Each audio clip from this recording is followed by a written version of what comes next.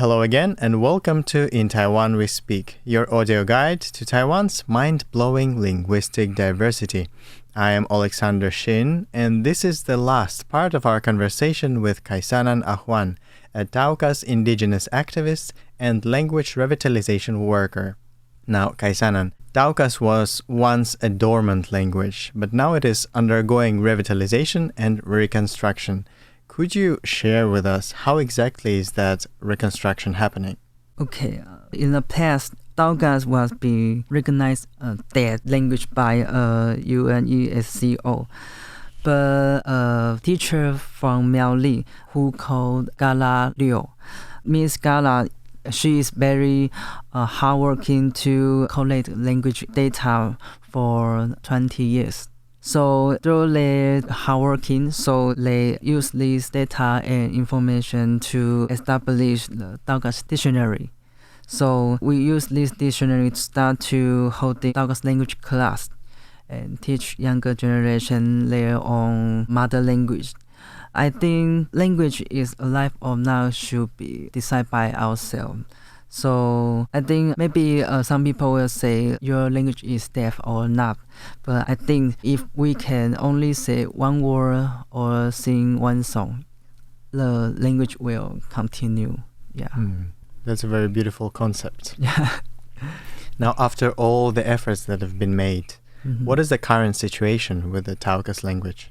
Taokas is mostly used in the ceremony, but in the daily life, due to the influence of the national policy and mainstream society, so they have not complained language environment to let the Taokas people to make the dialogue or conversation. In my experience, I used another way. I tried to create some songs or writing some poems, hoping to use the language in different ways to continue my own culture. So I also use this way to attract younger generation to interesting to speak their mother language. Yeah. What do you think are the main challenges that the Taokas revitalization workers are facing? I think it's still officially recognized issues.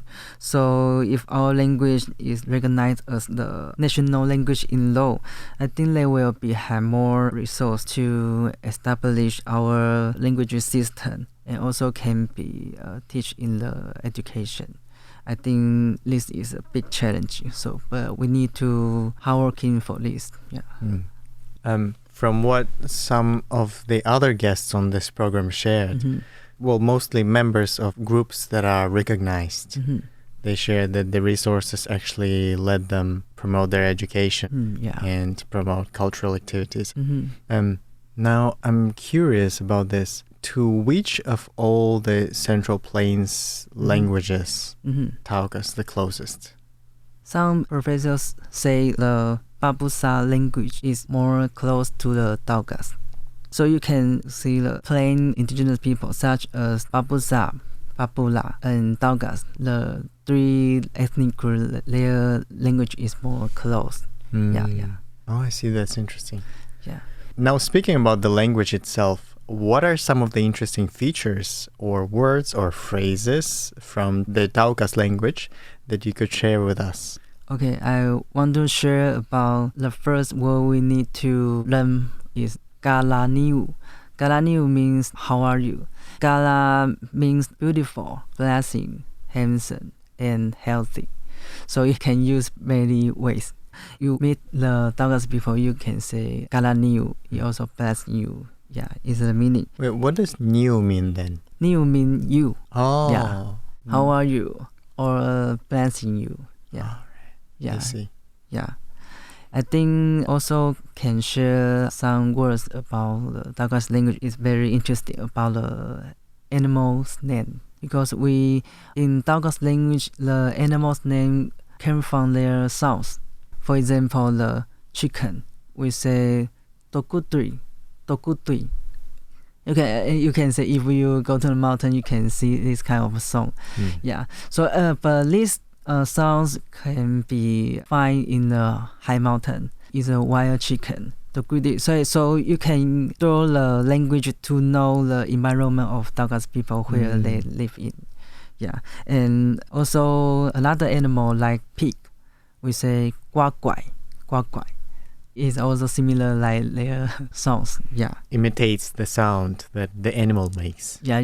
Interesting. Also, I want to share another words about marriage relationship, because if we want to talking about marriage with a woman or a man, we say amo mahali or amo matakan. Mahali means woman and matakan means man.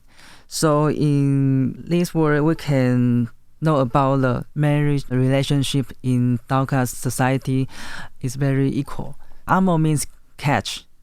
So we catch woman inside my house, or we catch men inside my house as my family members.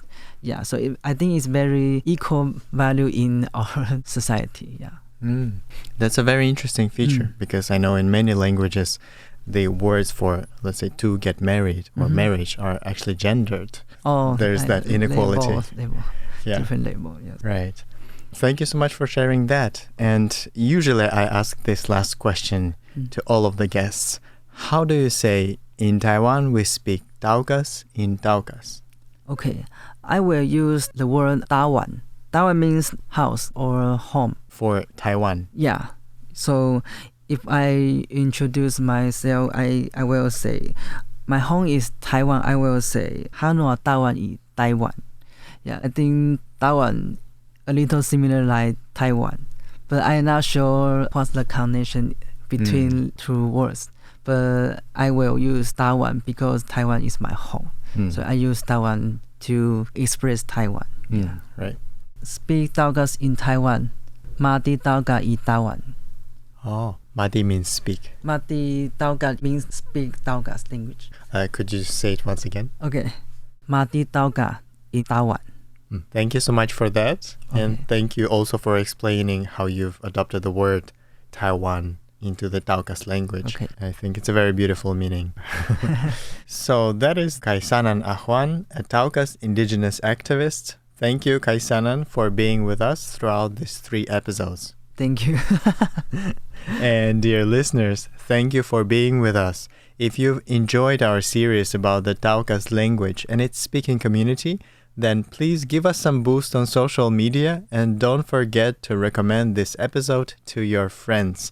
And of course, do come back next week for another one of Taiwan's fascinating languages. Once again, this was In Taiwan We Speak. I'm Oleg, and see you next week.